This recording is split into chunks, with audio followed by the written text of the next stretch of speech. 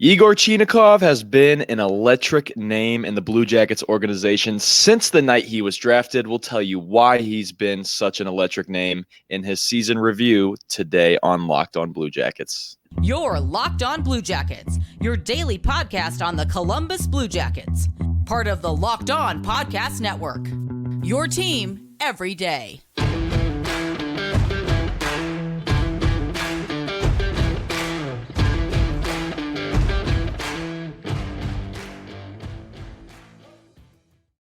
Welcome to Locked On Blue Jackets, part of the Locked On Podcast Network, your team every day. I'm your host, Hayden Heilshorn, and with me is my co-host, Jay Foster, here to talk about the good, the bad, and the ugly of your favorite team and ours, the Columbus Blue Jackets. Before we get started, thank you for making this your first listen every day. Locked On Blue Jackets, free and available on all podcast platforms, YouTube, and the SiriusXM app. Yegor Chinakhov was drafted 21st overall in the 2020 NHL Draft, and he sent a shockwave. His name sent a shockwave on draft night, Jay. Everybody that is a Blue Jackets fan that was paying attention to that draft remembers when his name was called. All of the TV experts who we love to critique just went scrambling. Even the ones that did a good job pretending like they knew what they were talking about. I'm talking about the crew over at NBC. They did the best job covering their tracks. They still didn't know what they were talking about. You hear them say, Yegor Chinakhov. And they're like, you hear papers, ruffling, and they're talking about this guy. That was scary as a fan on that draft night because you're like, okay, either we got a guy that nobody else saw and Yarmo's just a beast, or we got an absolute nobody and there's a reason why he got completely overlooked. But honestly, Jay, the second after we drafted him and I started watching some of his highlights in the KHL, I was like, I see what Yarmo's seeing. This guy's got a lot of skill, a lot of pure goal scorer in him. And just right off the bat, when he got to Columbus, that was displayed immediately. So we saw the upside, and Blue Jackets fans were very, very happy with that draft pick. Through 2 seasons, Jay, I still like the pick. Do you still like the Yegor Chinakhov 21st overall pick? I think so. Yeah, I'm just going to pull up the 2020 draft, wasn't it? Mm-hmm. COVID, yeah, because everybody was separated. Yeah, before him, because I was exactly the same. So that was my first draft with Locked On Blue Jackets, and I was so excited. I'd done a bunch of research on a guy that I think basically everyone thought was going to go to the Blue Jackets, Hendrix Lapierre. Did a ton of research. I was ready to jump on the live show that Locked On was doing, talk about him. And then the Blue Jackets drafted a guy that I had never heard of, and most of the prospect experts had never heard of. So for people who don't know, Yegor Chinakhov was drafted as an overager. So this was his second year in the draft. I don't know when the last time an overager was taken in the first round of the draft. But I don't know. I still really like this pick. Looking at some of the players that went behind him, Jake Neighbors for St. Louis is a pretty notable one. He's got 12 points in 52 games for St. Louis. Chinakhov has 27 points in 92 games for Blue Jackets. So, like, I'm bad at math, but that feels like it's around kind of comparable. And then, like, I'm looking, and there's not really, like, Thomas Bordeleau going in the second round to San Jose. Thomas Bordeleau would look real nice on this team about now. But I don't know. I'm looking through, and it's still kind of early, but I'm pretty happy with this pick. There's no one immediately after him that I look at and I'm like, man, we definitely should have drafted this guy. It's not like Boston almost drafted Matt Barzal in whatever draft year that was. They had those 3 consecutive first-round picks, and they were like, man, they could get Kyle Connor and Matt Barzal and one other guy with those 3 picks, and then they didn't draft any of those guys. So, it could have been worse. But I like Chinakhov a lot. I think he is maybe taking a little bit longer to get used to the NHL that I personally would like. Like I said, he's only 92 games in, but he is, I think, really kind of emblematic of Yarmo's drafting style, especially in the past couple of years. Because it looks to me like in the first round, especially, Jarmo Kekalainen is drafting for pure skill. and then Mm-hmm. figuring everything else out. Yegor Chinakhov has a rocket of a shot. Mm-hmm. And when he figures that out, I think he's going to be dangerous. He just hasn't quite figured it out yet. But I like Chinakhov a lot. I think he's got some potential. I'm just not sure what his ceiling is right now. I'd say he's got, just going back to his shot, his little snapshot he's got, I think he's got that pretty much down to a T, because he can score that from just about anywhere on the ice. In fact, he seems to really like to score it up near the blue line. You know, when they're doing a little transition pass up there, and he's just like, I'm just going to send this at the net, and it goes in. That's awesome. I love those kind of goals, because it's like, okay, I really didn't expect to get one there. That's OG right there. That's Steph Curry to me. Like, it's for those who don't understand maybe what Chinakhov is. To me, he has that range of goal scoring ability. Like, he's actually scoring goals at the blue line, little stat bombs that are getting past the goalie. It's working, and he's doing that all over the ice too. He's got a pure shot. I don't know if that's something that he worked on as a kid. Clearly, he spent a lot of time practicing it, because his wrist shot, his snapshot are absolutely fire. Like, he has a ton of speed on those shots. They are totally lethal. You saw this when he played in the KHL. Can he bring some other skill along with him? Again, Jay, I think that's where you as a fan, and me as well, have seen he could grow in that area. I think he could grow maybe in his passing. I think he could grow maybe in his defense. He's a winger, so it's not necessarily a priority, but we know, Jay, I mean, the Blue Jackets are bringing a ton of offensive players, so somebody needs to pick up some defensive responsibility. Maybe that's Chinakhov this past year. I don't know. We got a new coach, and will he fit in the Babcock system where he likes to possess the puck? I absolutely think he will, because a team that possesses the puck means that they're passing it a lot, and Chinakhov can score quick goals off little tiny passes. And I think that's very, very dangerous, and I want to keep that around. What do you say to that? You like that? You like his shots too? I was thinking about that, actually. I was trying to decide how, and that's kind of the lens of which I'm looking at the Blue Jackets going forward, is which players are going to succeed under Babcock. Because that's just how this season is going to go. If players succeed under Babcock, they're going to have good seasons. If they clash with Babcock, then probably maybe they won't have as good of a season. Chinakhov, I feel like, could go either way. I think his game is, how do I want to put this? I think his game is good enough that if he can start strong and keep it rolling, I think he won't have any trouble. I think Chinakhov might struggle if he has kind of a cold streak and then can't really kind of seem to get it back. Chinakhov has kind of been, I think for a lot of people, Chinakhov has been underwhelming this past couple of seasons. Like, he only had four goals in 30 games this season before he got derailed by an ankle injury. He then went to the Monsters. He only played 7 games for the Monsters after coming back from that ankle injury, but he did have 8 points in those 7 games, which is what I would expect of a guy that is like middle six NHL caliber should be dominating in the AHL, you know?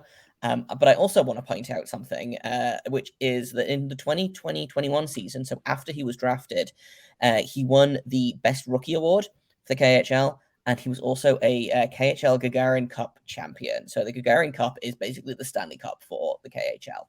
So his last season in Russia was very, very good. He had 5 goals in 21 playoff games, and then 10 goals in 32 regular season games for Avangard Omsk. So this is a kid that knows how to turn it on. And I say kid because, as I feel like we've been doing with every single one of these season reviews, he's only 22.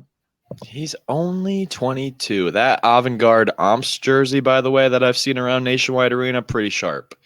Pretty sharp. People seem to like that for some reason. People seem to like to buy. That was a big thing. Like when Bobrovsky was in Columbus, people loved that national Russian Bobrovsky jersey. It seems like people love this Avangard Omsk Chinakhov jersey. That's OG. If I see that at Nationwide, I'm like, that's cool. That's really cool. I'll remind you that this episode is brought to you by Gametime. If you're stressed about buying tickets, slap yourself in the face, because you shouldn't be.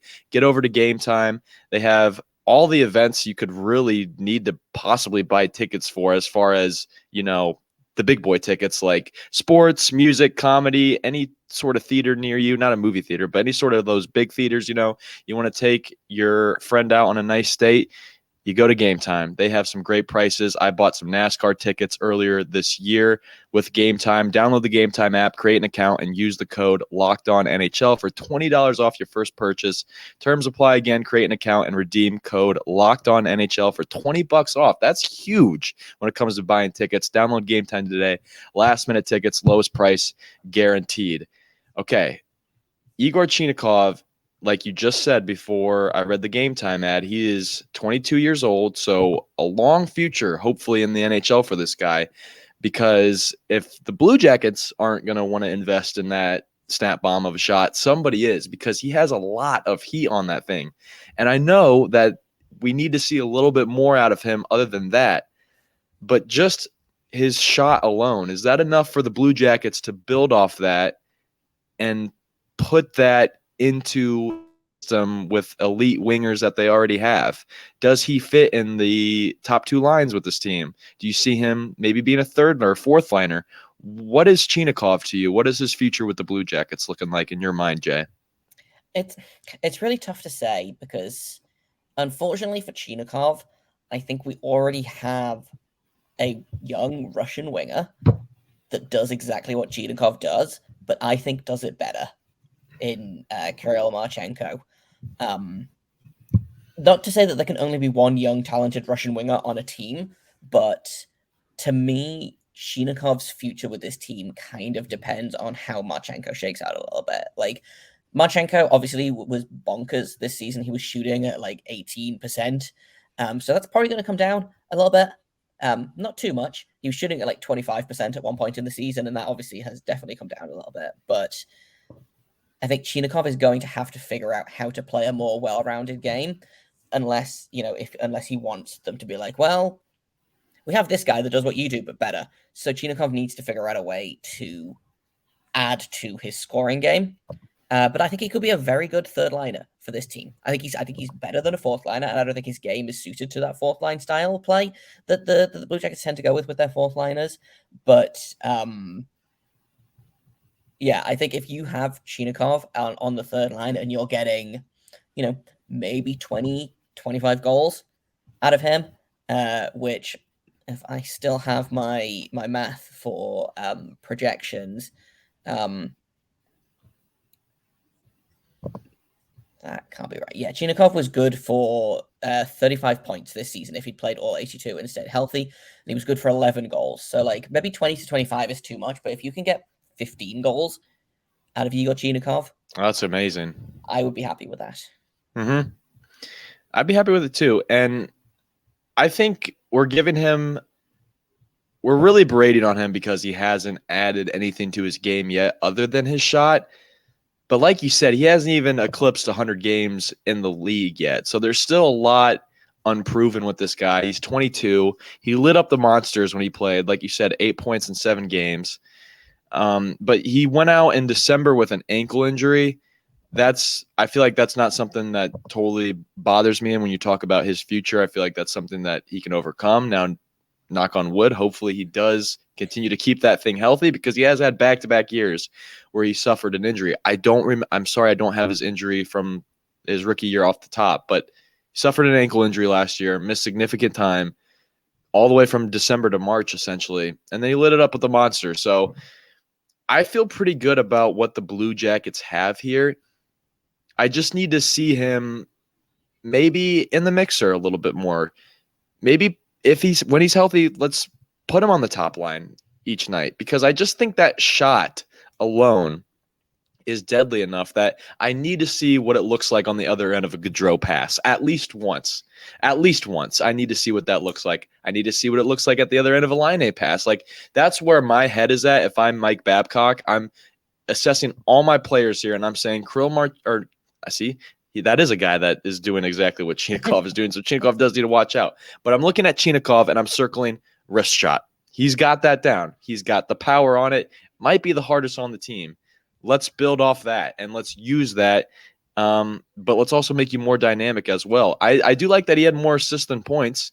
So that's good. And he was only -6 on the year. So it's not like he was out there just getting smoked. Unfortunately, -6 is one of the better plus minuses I've seen on the team. They're all in the like 20s, it seems like, all minus, which is a great golf score. But no, -6 he's doing something out there. So he's definitely a guy I'm going to keep my eye on, Jay, for the future. Yeah, same. He's a guy that I think has slipped down the depth chart a little bit with the Blue Jackets. The Blue Jackets have added a lot of very good wingers in the draft since. I mean, so in terms of forwards that they've added in the draft since Chinakhov, like they've added Ken Johnson, ostensibly a center, but probably going to play wing. Cole Sillinger, probably a center, if he can figure out his situations. Like there's two guys that they drafted immediately after him that have already, in my opinion, eclipsed him in the draft, in the depth chart. Beyond that, it's tough to say. I think Marchenko coming over has kind of hurt him a little bit. In terms of other guys that came in after Chinakhov, you've got guys like I just don't want to accidentally name a center. So that's why I'm not naming guys right now, because I know I'm going to name a guy and someone's going to be like, that was a center that you named, Hayden. And I'm going to be like, dang. But yes. So like guys like James Malatesta, for example. Currently, Yegor Chinakhov is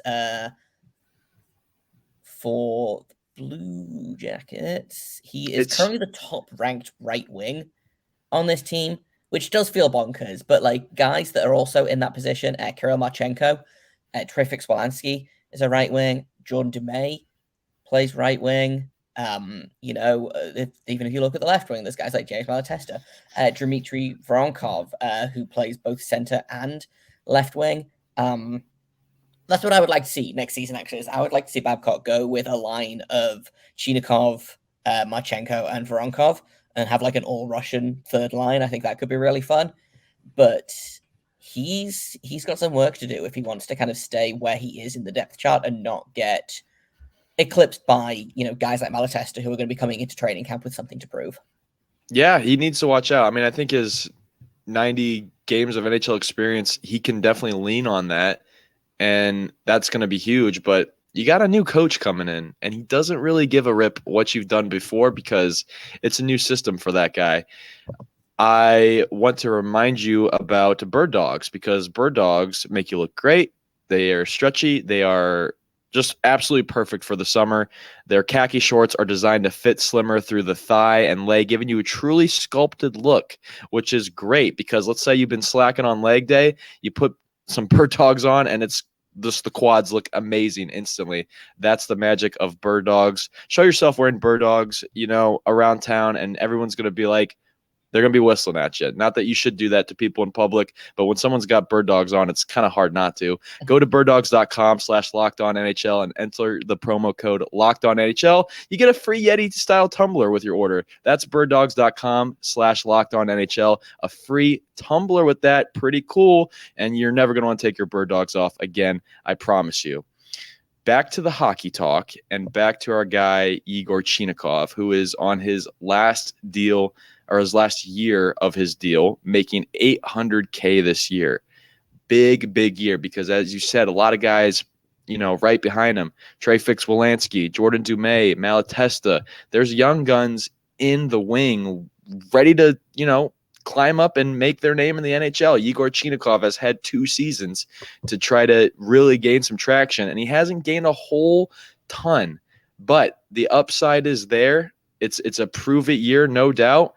Where do you see his next contract value being, Jay? Because I see it being higher than $800K, because I think he's going to have a good year. But what do you see? Yeah, again, it's tough. Like, I would like Chinakhov to have a big year.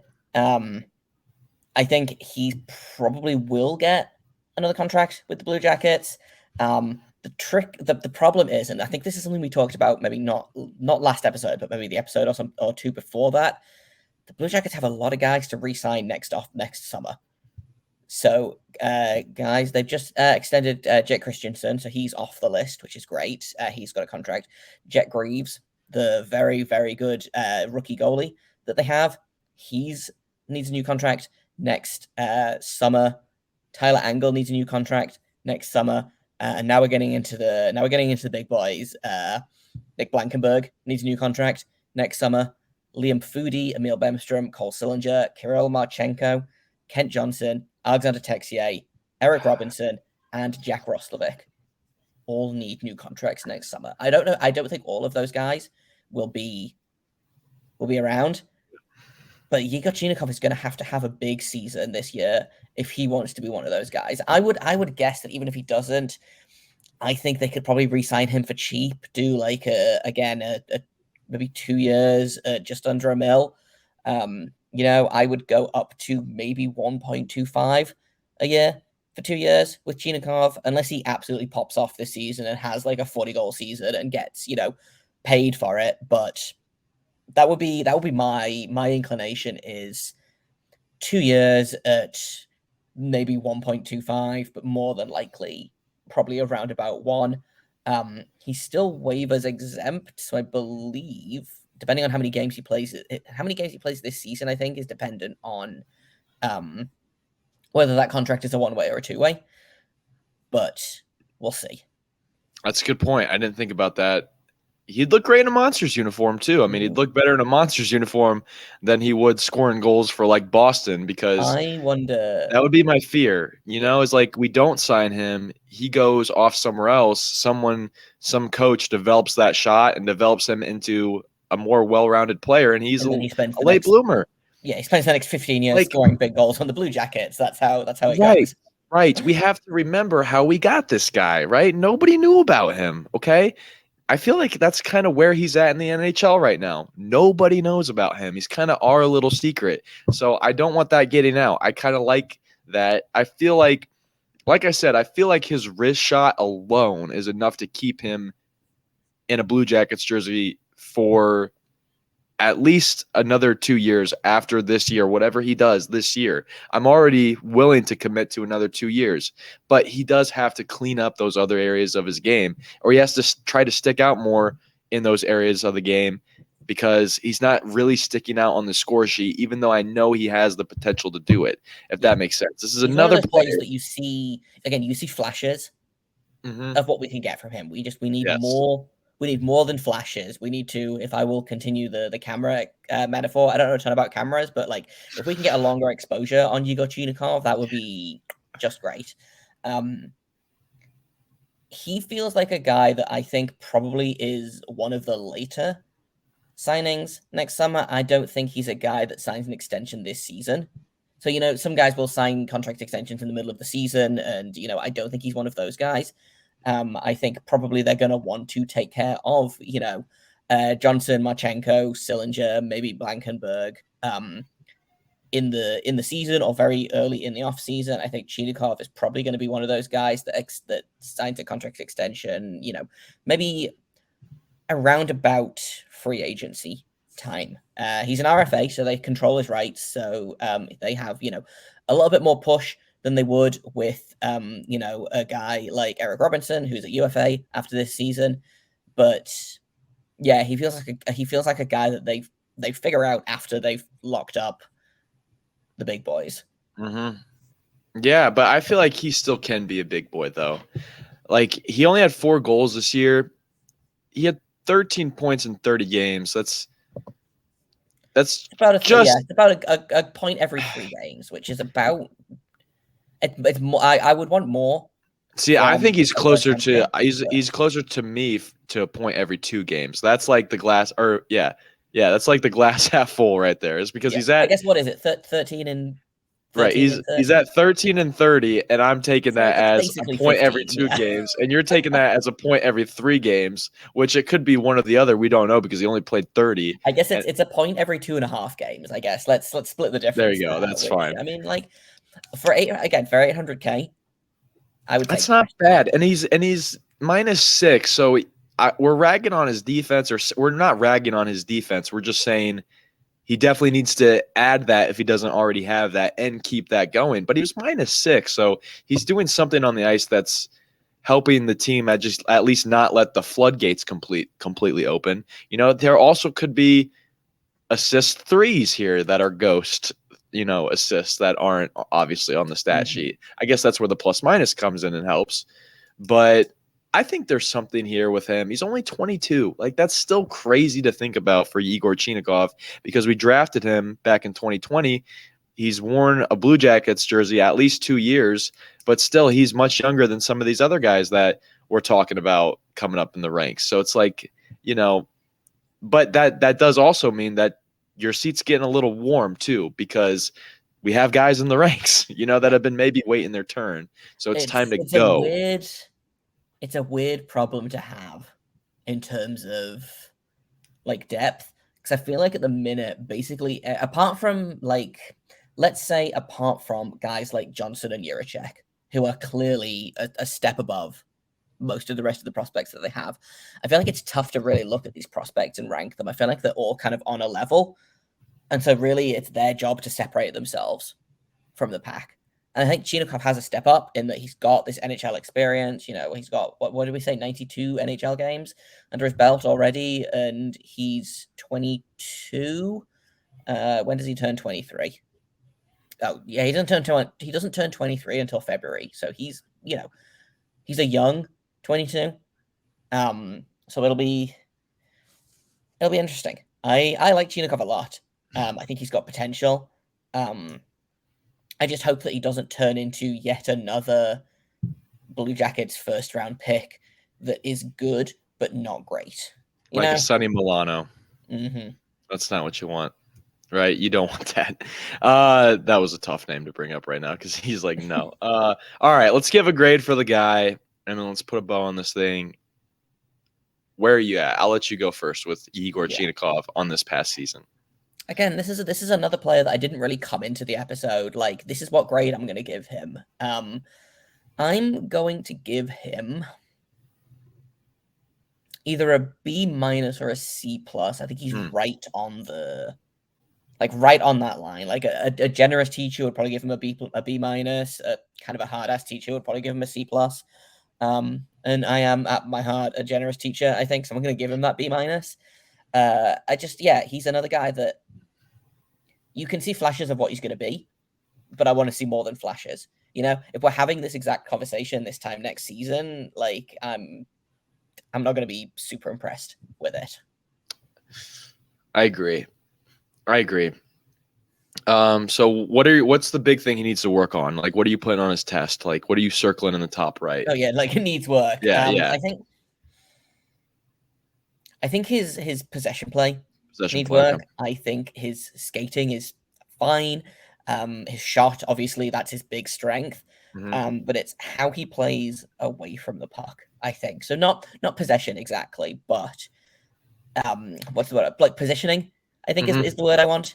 Okay. It's he needs to be able to put himself in positions to shoot. And that's, again, to go back to Marchenko, and it's hard not to compare them because, two young Russian goal scorers that play on the same team. Marchenko puts himself in positions to shoot the puck, and he puts himself in positions to score goals. And I would like to see more of that from Chinakhov. Fair. Yeah, don't rely on other players to put you in that position. I like Chinakhov. I like the season he had this past year. I think he got better. He scored more points this year than he did the year before, which is an improvement, or at least he scored more per game. Said that. I didn't even have it ready for you. No, yeah. He scored 14 points in 62 games last year. He scored 13 in 30. So he matched what he did last year in half the time. So he took a big step forward. He took a big step forward in that. Another big step forward. Another big step forward. I completely agree. But after this past season, he got injured. He couldn't really help it. When he did come in, he lit it up with the Monsters. That's just enough because I love the Monsters for me to give him an A-. I'm giving him an A. I'm giving him an A because the goals that he scored too, they just stick out in my head. I love talking about this with certain guys like Laine and Marchenko. Like those two guys score really cool looking goals. Like I feel like Chinakhov is in that tier. Like when he scores, like he doesn't score the type of goal that you just put on the board, but it's like the other team felt that one in their soul. Like he could have shot that through the net kind of speed. That's what he brings. Here's a name that I would love Yegor Chinakhov to turn into. I would love to get an Alex Ovechkin. Sorry. I would love to get an Oliver Bjorkstrand out of Yegor Chinakhov. Mm-hmm.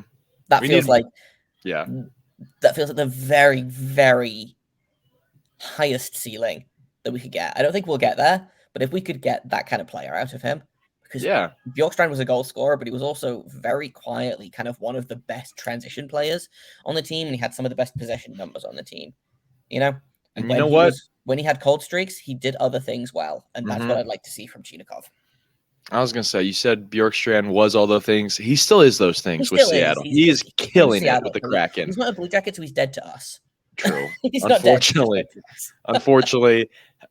that is the case. And we are going to be dead for now. And I just want to remind you one more time that this episode is brought to you by Gametime. That's all we have for you today. Tomorrow, we will be talking with one of our friends from Locked On Flyers about the trade that happened earlier this week. So that should be a really exciting, informative episode. As we know, Locked On Flyers, they paid much more attention to this guy that we got. So we'll get a full in-depth breakdown on that. Thank you so much for listening, making this your first listen every day. We appreciate that. Locked On Blue Jackets, again, free and available on all podcast platforms, the YouTube and Sirius XM apps. I've been Hayden Heilshorn. You can find me at Twitter at HaydenH971. You can find Jay on Twitter at _Jacob Foster. That's Jacob with a K, and then throw an R after the O for me to find him. And you can find the show on Twitter at LO_Blue Jackets, and then you can email the show lockedonbluejackets@gmail.com. Thank you once again for listening, and until tomorrow, make sure you stay locked on.